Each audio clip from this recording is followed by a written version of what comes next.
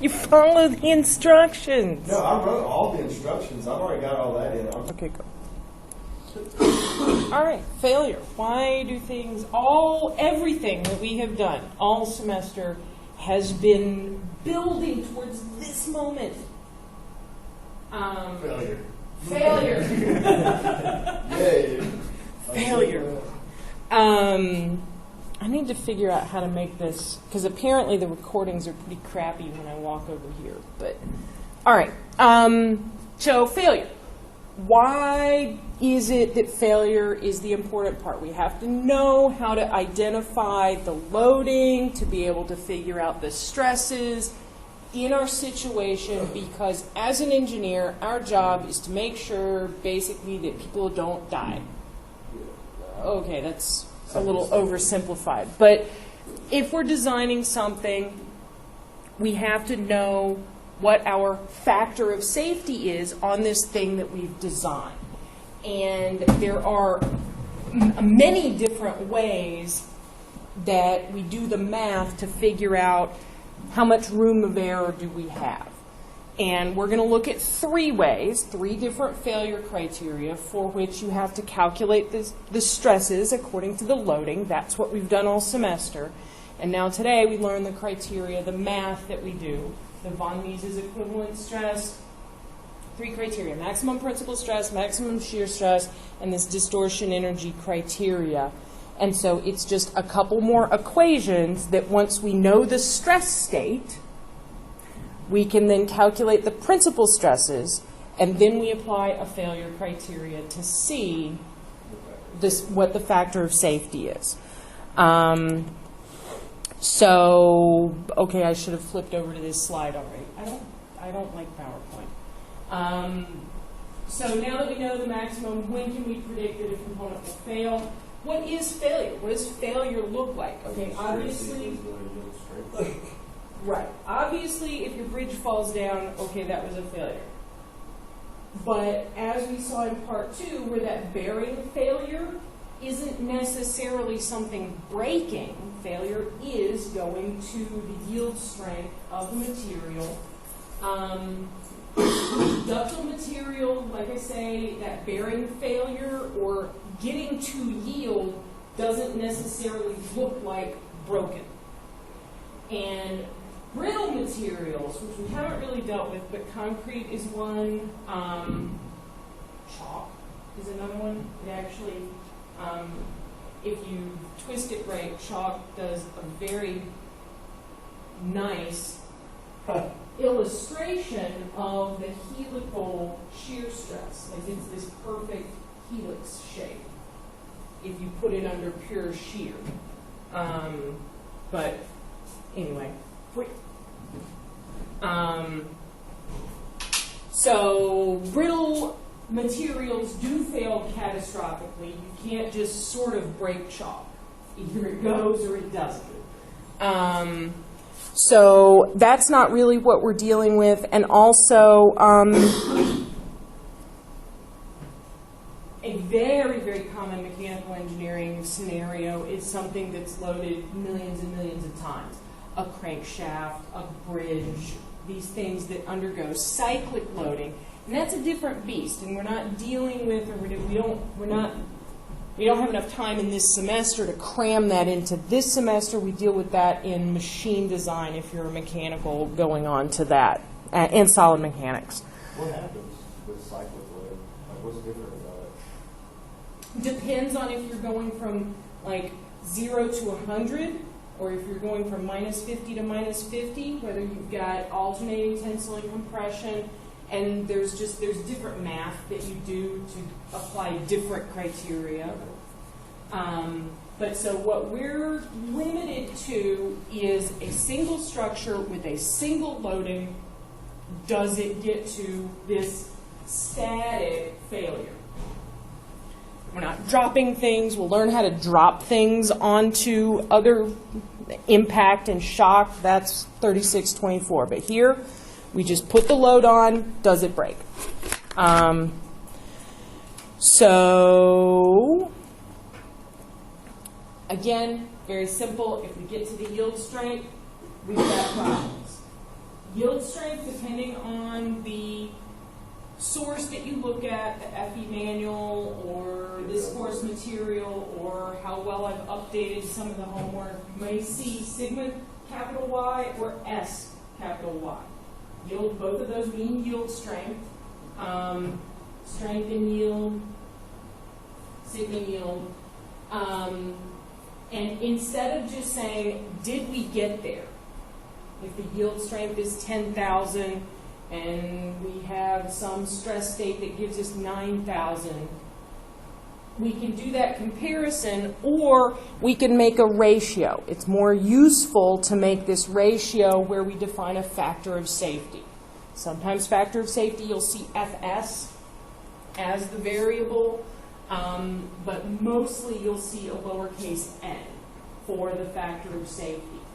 And what you do is you take this principal stress, this largest one, we've learned how to figure out a sigma 1, 2, 3. That's your biggest one. So that's the one that you would expect to cause a failure. And you make a ratio. You say, okay, this is how much stress I can handle. This is how much stress I have. What's that ratio? So if the yield is 40,000 and you've got 10,000, you could put 4 times more loading on and still be good to go in terms of the yield strength. All right. Yep. This isn't good, so I'll answer. Okay. It relates to the measurements. All right. Fair enough.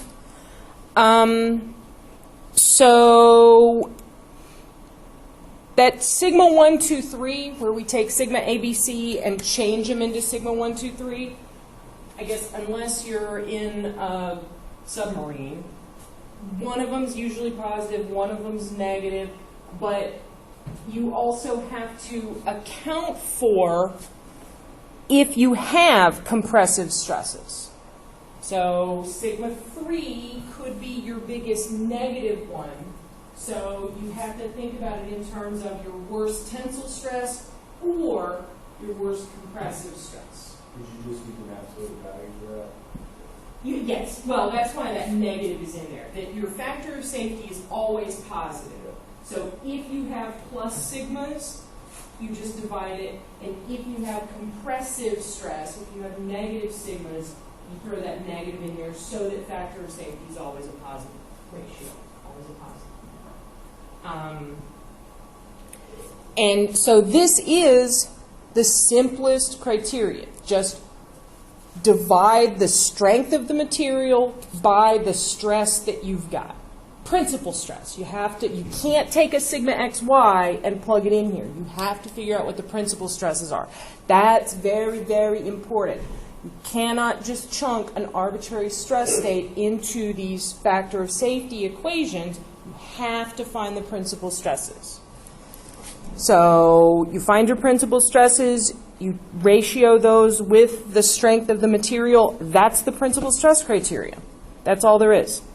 What does that look like? All right, we started last time, we had a new set of axes that we hadn't dealt with. We dealt with normal stress, shear stress axes. That's how we plot a stress state, we get a circle, we find out what our sigma A and our sigma B are. Okay, now this is a new set of axes. Notice what these guys are.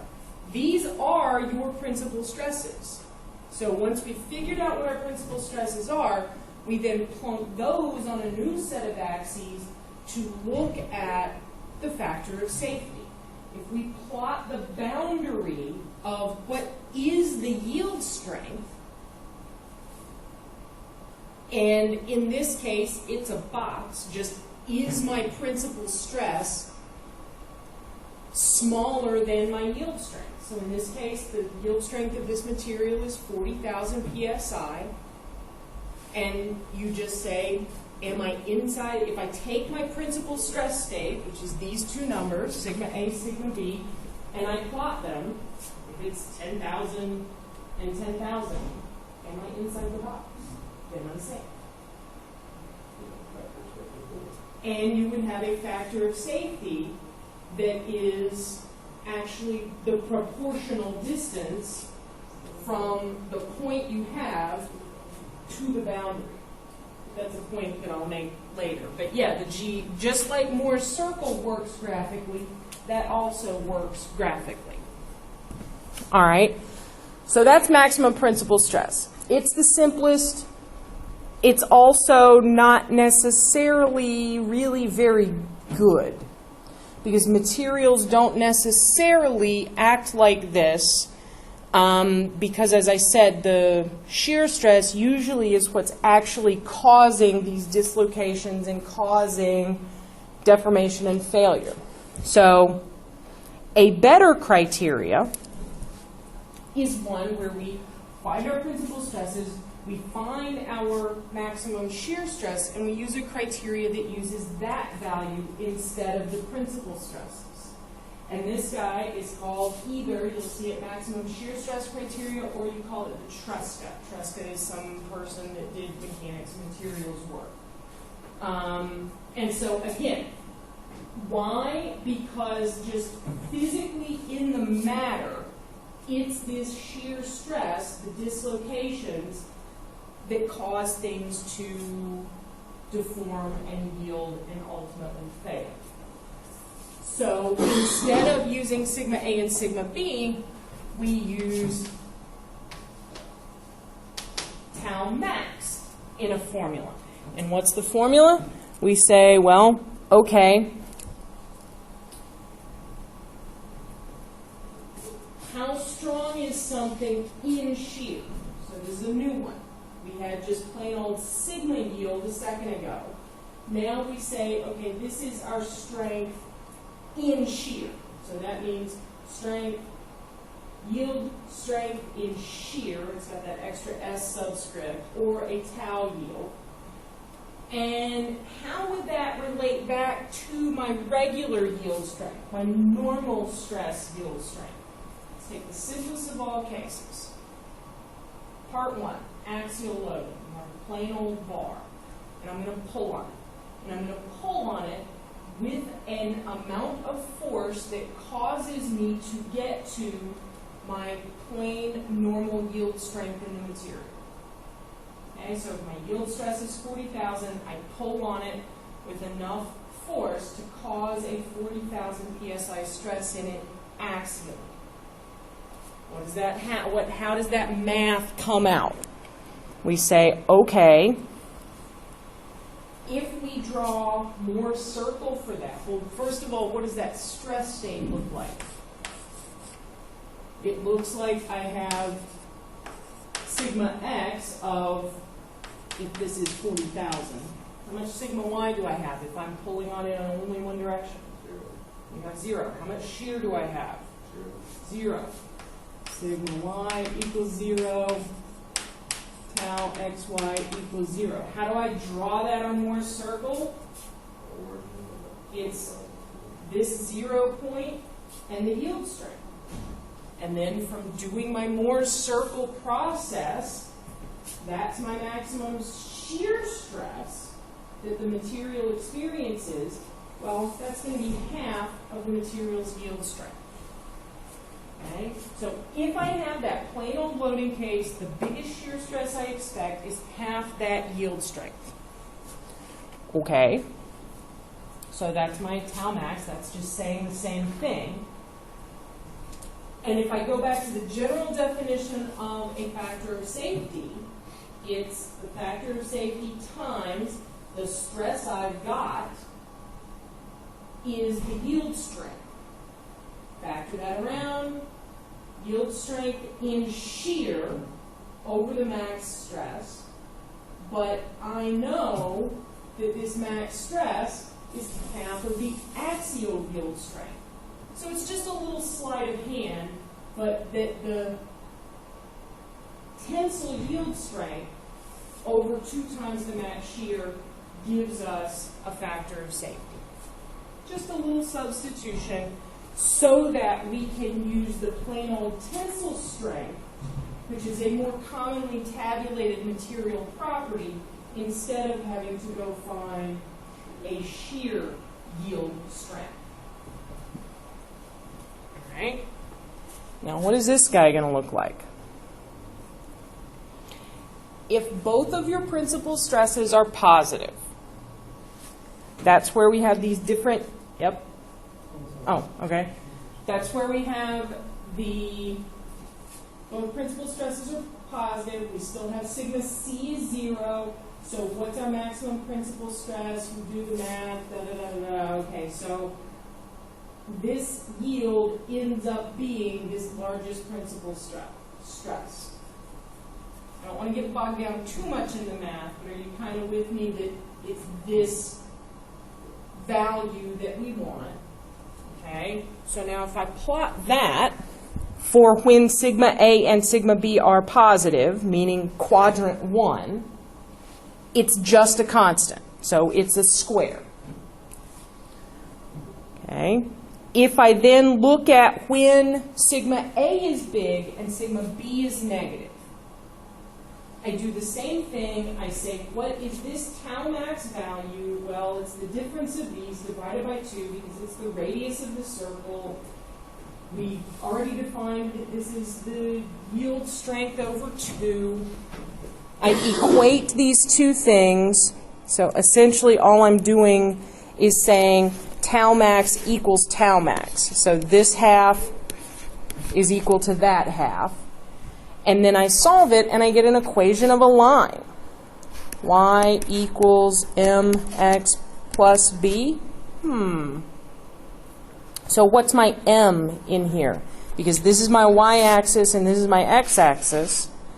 I have a slope of 1 and an intercept of what? Minus the yield strength. What does that look like? It looks like minus 40,000, and a slope of 1 will get me to 0. So we got half of this little trapezoidy thing going on. And by extension, we can do the same math, and we end up with another diagonal, and then if they are both negative, we end up with a square. So we end up with this, like I said, this kind of diamondy trapezoidy thing that is the okay region if we use this, what's this called? The what criteria? Yeah. It's Tresca. It's the maximum shear stress criteria. So this is our second option, and it's a better match for how stuff really works.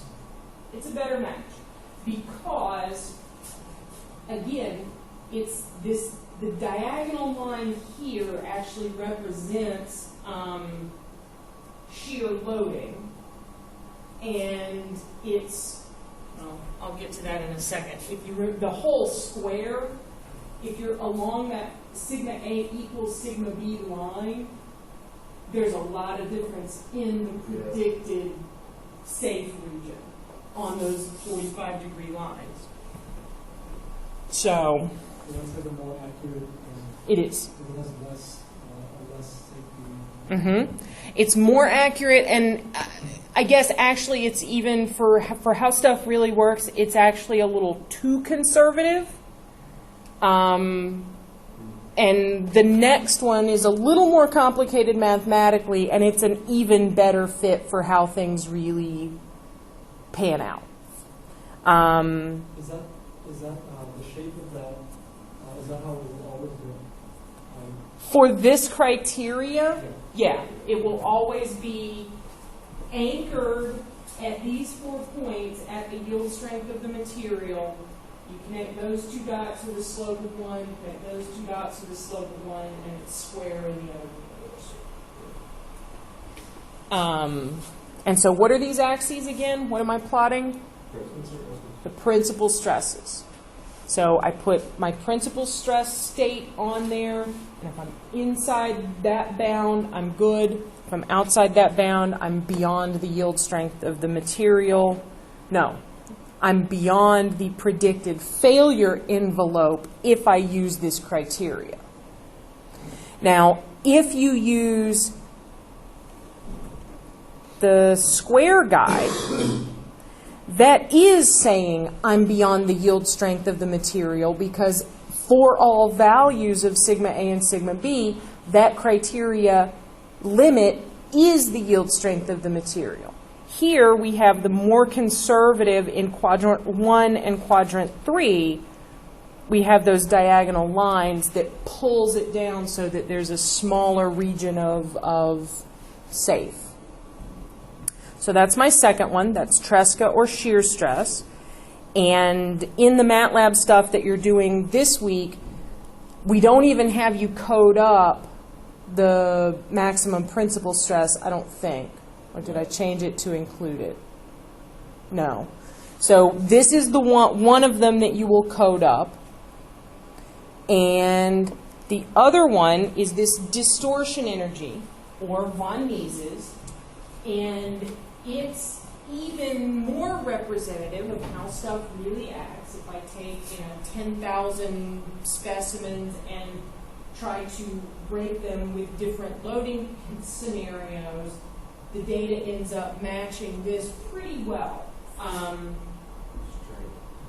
And so what happens, and we actually derive this in beautiful detail in 3624, but the strain energy, the energy of actually stretching the stuff, you can take that and you can have a hydrostatic part of it, the part that either just makes it smaller in all directions or bigger in all directions.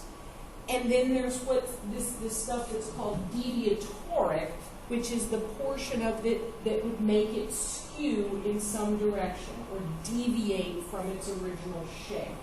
Those would be your max stresses. Hmm? Those would always be your max stresses, right? No, it's kind of, the way I always think about it is sort of like resolving it into components. That there's components that are hydrostatic, and then there are components that would make it warm. And it's only the ones that would cause the warping that we care about.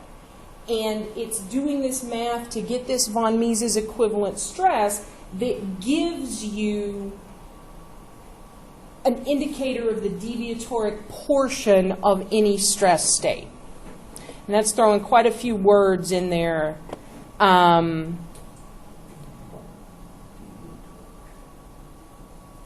So I guess, I don't know, this is just kind of a fun little picture.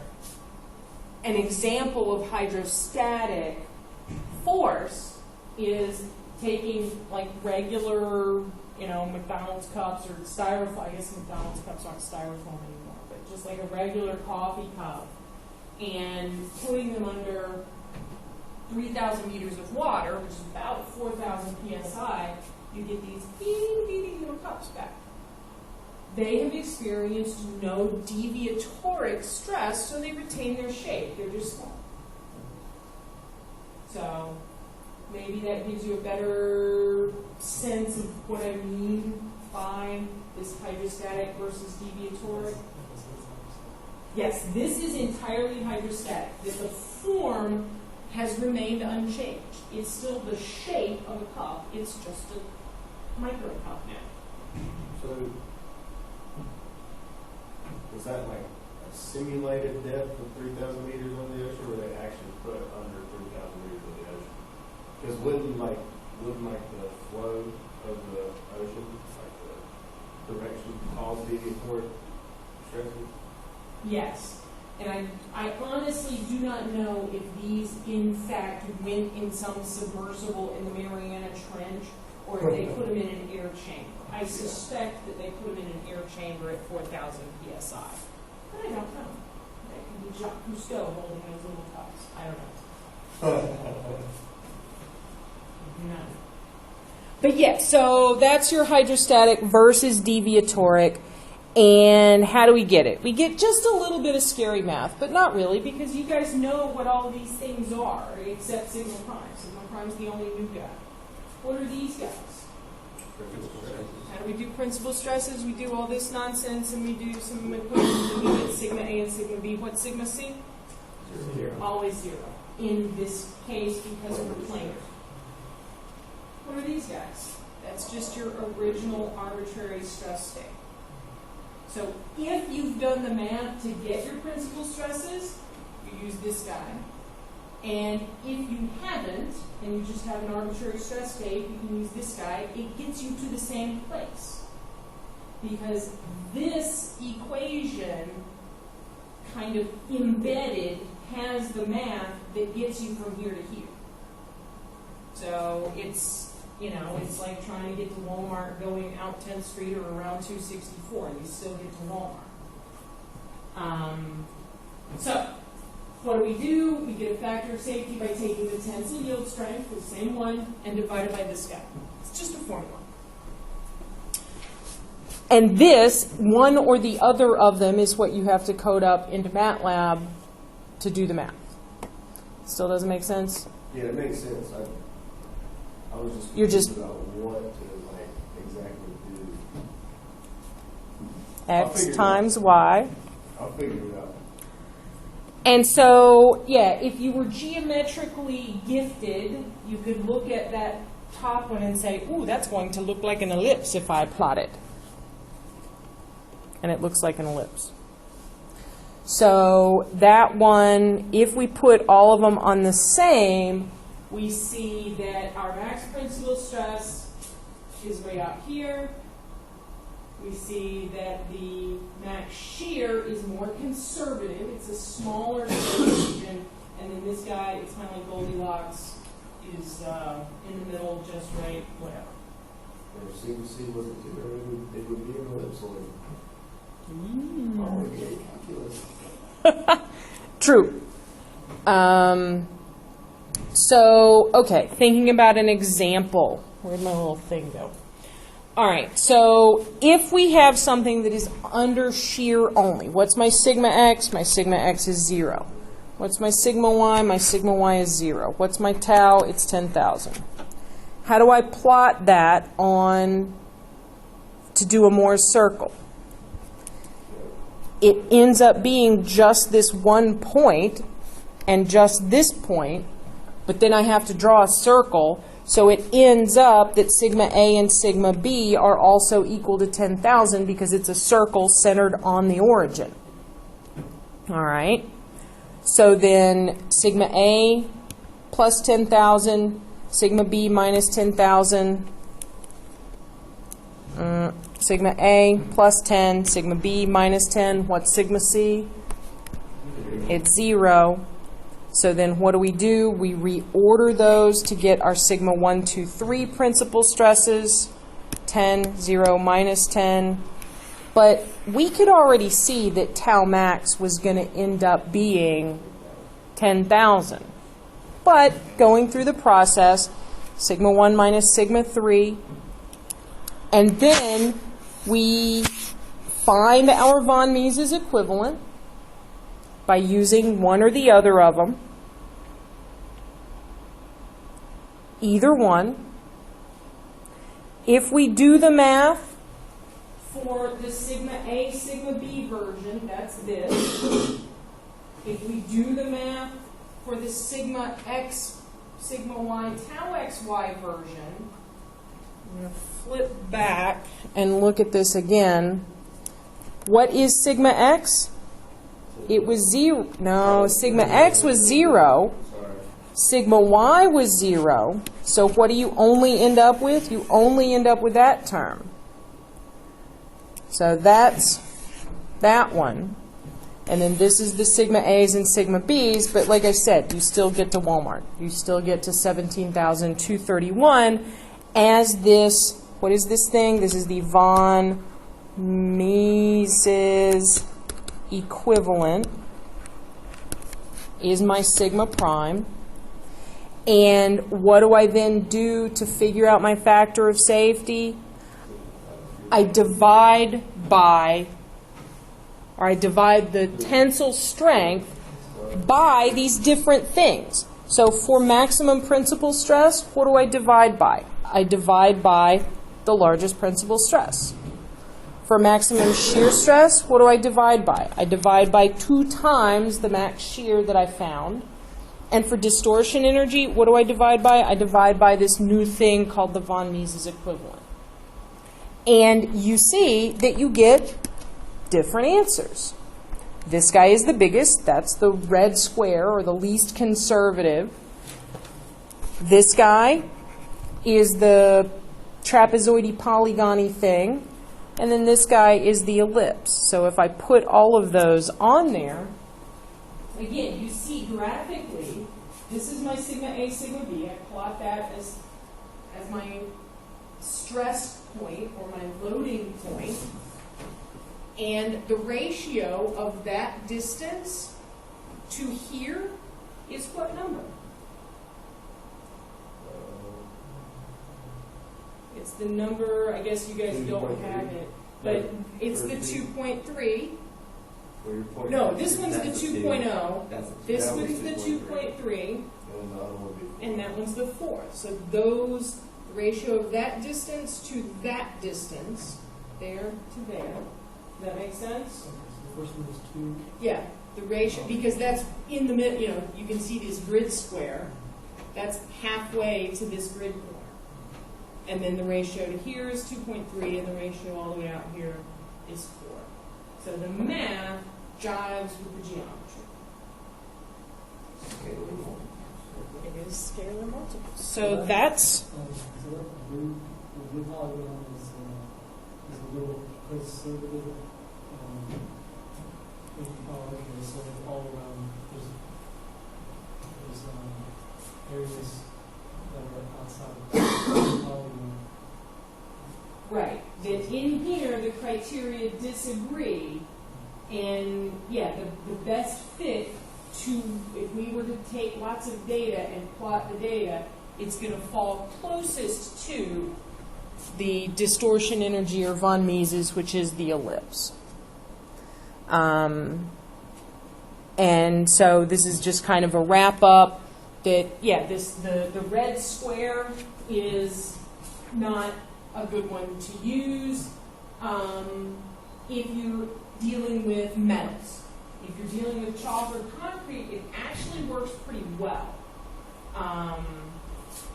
Maximum shear stress is pretty good. Because it's very simple, and I believe AISC, American Institute of Steel Construction, actually implements this Tresca in their official published design codes. If I'm going to go build a steel framework for a skyscraper, it's this that's incorporated in their recommendations. And then, right, more conservative. And then distortion energy, as I've said, is the best fit to the data. So that's the scoop on the failure criteria. That's how to get factors of safety. And now back into the course pack to do a last few examples. That's all she wrote. And that is, in fact, all she wrote. All right. Where did that one go? Oh, that's, okay. I'm confused. So I guess, yeah, we did the top one. I'm going to put it on its own page. Insert, page break. All right, so back to what I think in yours is page 14. And drawing another Morse circle. We've got an arbitrary stress state of 100 megapascal in X, 50 megapascal in Y, and no shear. So first thing, what does that stress state look like? Tensile or compressive? So 100 this way, and 50 this way. Also, yes. So 100 this way, 50 this way, and again, let me stress again, if you have one of your stress elements as 0, explicitly write that is 0, because just simply omitting it on the test doesn't tell me that you know it's 0. It just shows me that you didn't write something down. So if one of the stress states, if I ask you to draw a stress state, which I will, and one of the stresses is 0, write in it's 0. So explicitly indicate if one stress in a stress state is 0, like that. All right. So how do we draw this Moore's circle business? What's our first step? We need some axes. I'm going to cheat.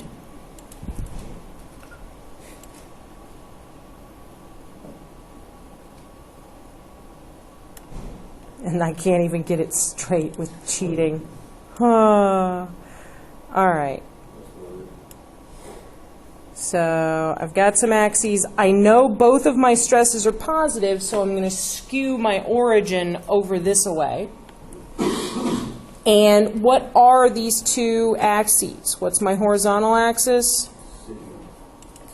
Is normal stress. What's my vertical axis? Is shear stress with positive shear down. And what are the 2 points, or what is the first of the 2 points that I plot? I need to plot my sigma x and tau xy. Okay, well, sigma x is what? It's 100. So, okay, I'm going to say there's 100.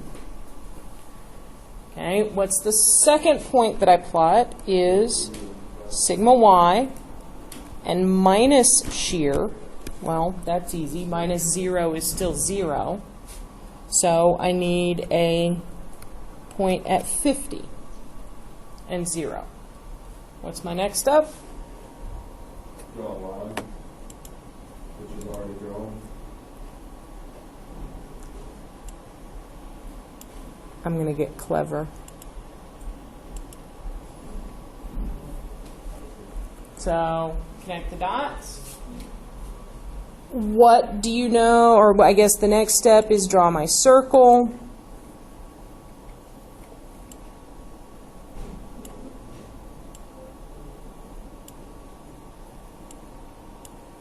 Somebody in the afternoon, I was belaboring myself because I can't draw, and somebody else was like, yeah, I can't either, I just made Moore's lemon. And I had to laugh. So now we have a circle. What do we know? We know that the center in between these 2 points is our average. And that gives us pretty easy math with 150. So the value of sigma average in this case is 75. And then what do we see? We don't even really have to do math. What are my principal stresses? They're already there. Because what defines the fact that it's a principal stress? If it's on the edge, that shear is 0. Shear is 0. So if one were clever, one could look at that and go, oh, well, sigma x is something, sigma y is something, tau is 0. Hey, that's already principal stresses. Why? Because the shear is 0. Because the shear is 0. Is already principal stresses. It's a trick question. So sigma average is 75. Sigma A, well, we can see that the radius is 25. Sigma A is 100. Sigma B is 50. Now, what's my maximum shear stress, or what do I do from here? What's sigma C? Well, sigma C is 0. Sigma C is 0. So these are already sigma 1, sigma 2, and sigma 3, right? Well, so we'd have to draw that other circle from 50 to 0, right?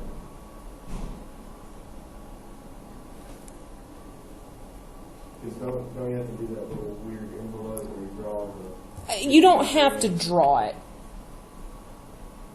You don't? Mm-mm. I mean, you don't have to draw the 3D Morse circle. Well, wouldn't that, like, that biggest circle from 100 to 0, wouldn't that be where your maximum shear... It is. It is. That in this case, the maximum shear is not the radius of the circle. It is, are you guys following what he's talking about? That if you do the 3D Morse circle, you have to draw that one and that one. And the max shear is right. So the max shear is sigma 1 minus sigma 3. So max shear is sigma 1 minus sigma 3 over 2, which is 100 minus 0 over 2. That, by equation, is telling you the same thing as drawing the 3D Morse circle. Because that radius is 25, but the radius of the biggest possible circle is 50.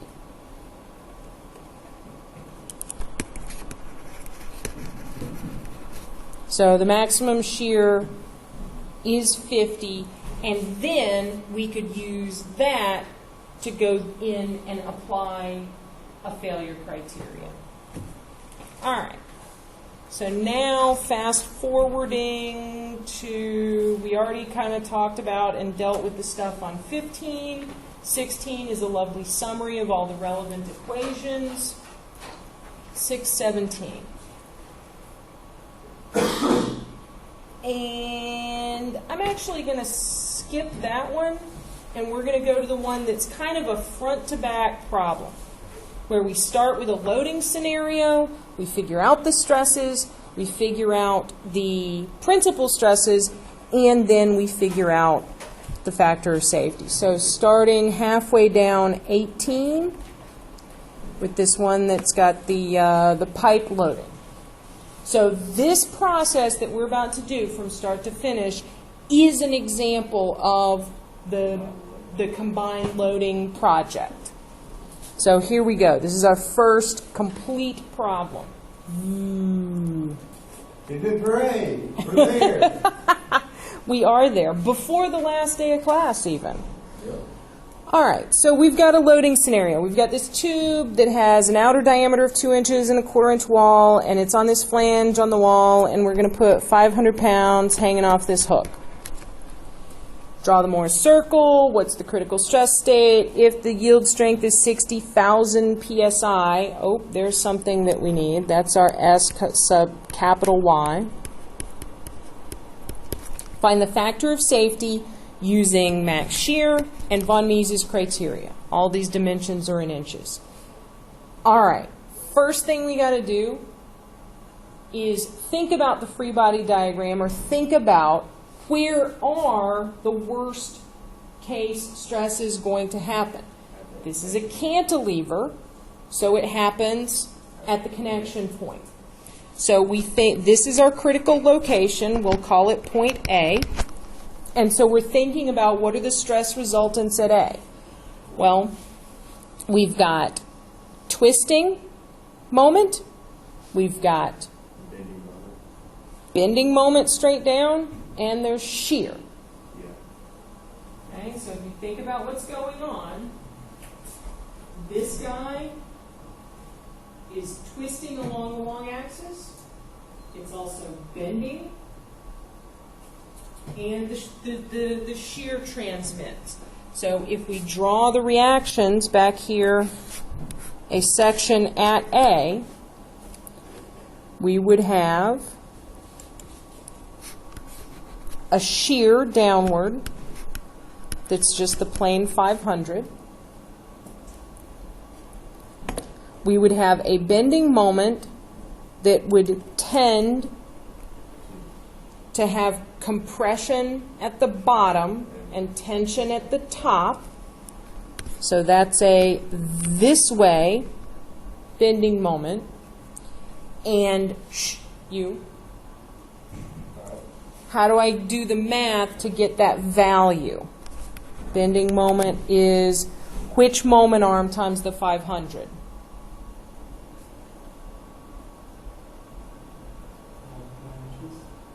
Okay, for the bending moment. 15. The bending moment is the 15-inch one, The torsion will be and the twisting moment is the 9. So this guy is our 15 inches times 500 pounds, otherwise known as 7,500. And the twisting is into or this away. And if you had downloaded the filled-in version of the notes, that arrow is drawn the wrong way on the posted drawn version of the notes. And so that's my 500 times 9, or 4,500 inch-pounds. And I know how to get moment of inertia, pi over 64, OD to the fourth minus ID to the fourth, and J is 2I, so I can get these numbers, 5369 and 1.0738, because we're going to need those shortly. J is what? It's 2 times, it's pi over 32 times the same thing, or it's just twice the rectangular. Yeah. J is 2I. Yep. So, what kind of stress do I get from the torque? Shear. I get shear. What's my formula, Mr. Saidi? Huh? Don't know. Silvers? No, Shh. Is you asking? Yeah. The shear stress? Yep, shear stress if I have a torque. Isn't it VQ or Oh, that's the other one. It's a torque. It's a T. TC over J. J. That's the one. That's the one. Darn you! I knew it. I was waiting for a call. Biding my time. All right, so what all do we got? We got shear stress, leaving that guy over there. We got shear stress.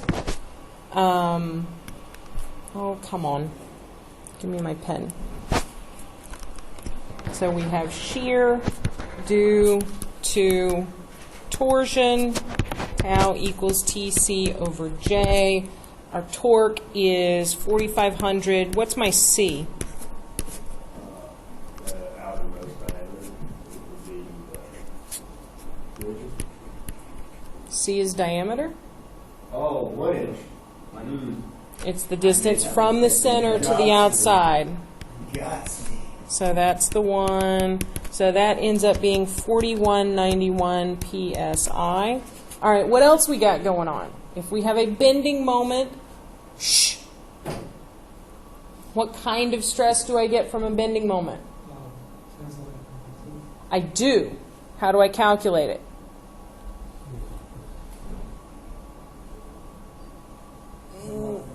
Huh? That's the one.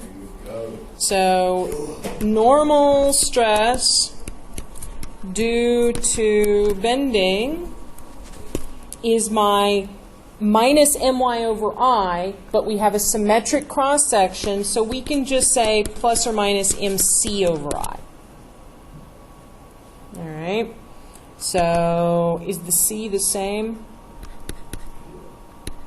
So 7,500 times 1 over the moment, and that is 13,969. Oh, we gotta hurry.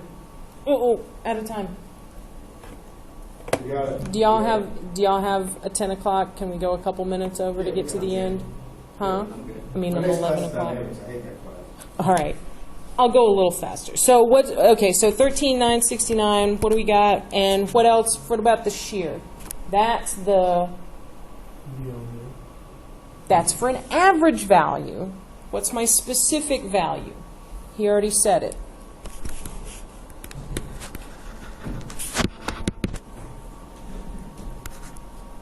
What you got, Knight? DQ over out here. That's the one. But what do we remember about that shear in terms of where the maximum is? Where is the maximum normal stress due to the bending moment? It's at the top or the bottom. Top and bottom. Where's my maximum On the shear stress? neutral. It's axis. at the neutral axis. And almost without exception, that's going to be negligible. So we're just going to say negligible. If you have a very large V compared to your moment and torque values, it may not be negligible. So for that maximum shear stress, if the cross-sectional area is a square, it would still be on the neutral axis. Yes. Yes, it is. All right, so now what does this stress state look like? We need to be able to draw our little arbitrary stress state. And so I'm going to take my little piece of material and I'm going to pick one that's at the top. So I'm getting a little chunk from where I have that A drawn. And what do I have? I have a tensile normal stress, right? So that's going to come out of the page if I can write on it. Okay, so that comes out of the page. How big is that? That's 13,969. If I drew that for a chunk on the bottom, it would point at the page. Okay, what else do I have going on? At the top, I have shear in which direction? It's clockwise everywhere. So do I need to draw this to the right or to the left? To the left. Think about how that's twisting. So that shear Oh, yeah. is going this way. You with me on that?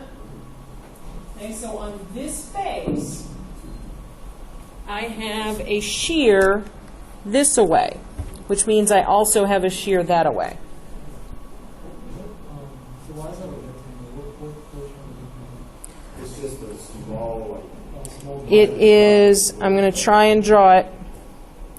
I'm going to try.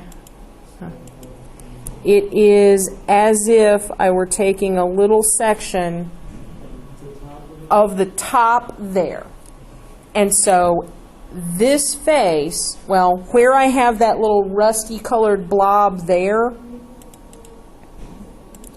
is that surface of my little chunk. Okay? All right. So now what does that look like? It looks like sigma x is 13,969. If I draw this as a planar stress state, and I have, now basically it's like I'm looking at it from above. So my shear is 4191. How much is my sigma y? It is 0. Sigma y equals 0. All right, so now let me zoom back out to some normal amount here. What do we need to do now? We need to draw more circle. Okay, what do we need for that? We need axes. What do we know about our principles, or about our stresses? We know that sigma y is 0 and sigma x is positive, so I can skew my axes a little bit this way. What's my first point that I plot? Sigma x, tau xy. So what does that look like? We got sigma, we got plus tau, and we got 13,000 and plus 4191. So that's out here. Sigma x, tau xy. Then what do we plot? We plot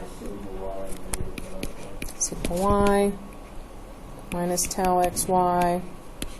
So 0 and minus 4191. And we go, whoop, and our circle is kind of, sort of, whoo, that's not a circle. 13. So that's sigma A, that's sigma B, This is sigma average, which is 13,969 plus 0 over 2. So sigma average is 6985. The radius is the difference and the shear squared. So the radius ends up being 8145.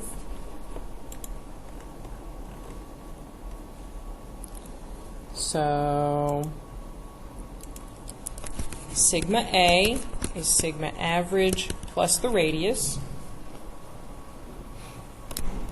So 15130 is this number.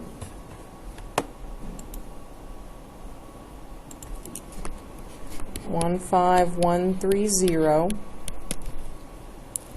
and this guy is sigma average minus R is minus 1161.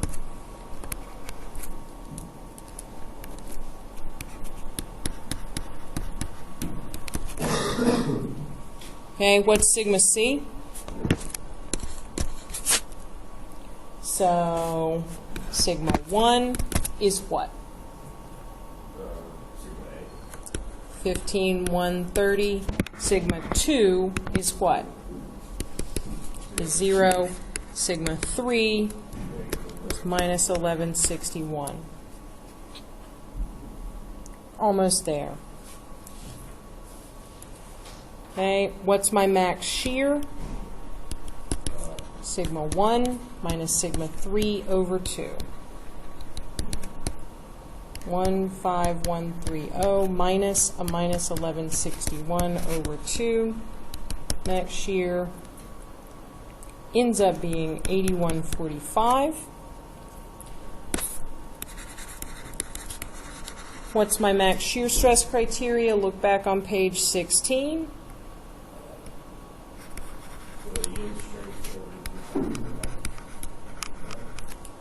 So factor of safety in is the yield strength over 2 times the max shear. This was 60,000. 2 times 8145. I end up with 3.68.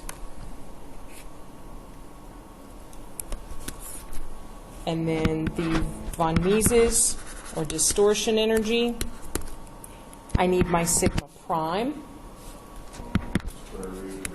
which is the square root of a bunch of stuff.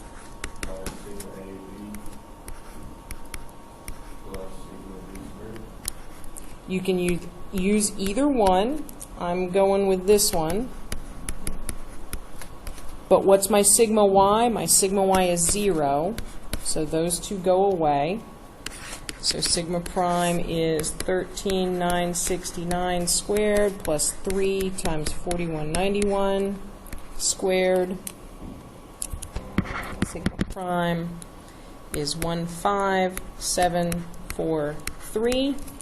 And the factor of safety is just the tensile yield strength over that von Mises equivalent.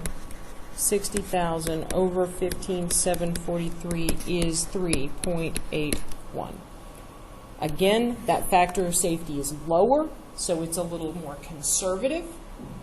That's the blue polygon. The 3.81 is the ellipse. It's a little further out. And there you go. That is the whole point of this whole semester. Wow. We did. Excellent. And so we've got a couple more example problems to do on Monday. We have a fantastic MATLAB thing to do tomorrow. But that really is a wrap. You now have gone through the process that's everything you need to do for the combined loading thing. I just got to figure out what we're going to do. Yes.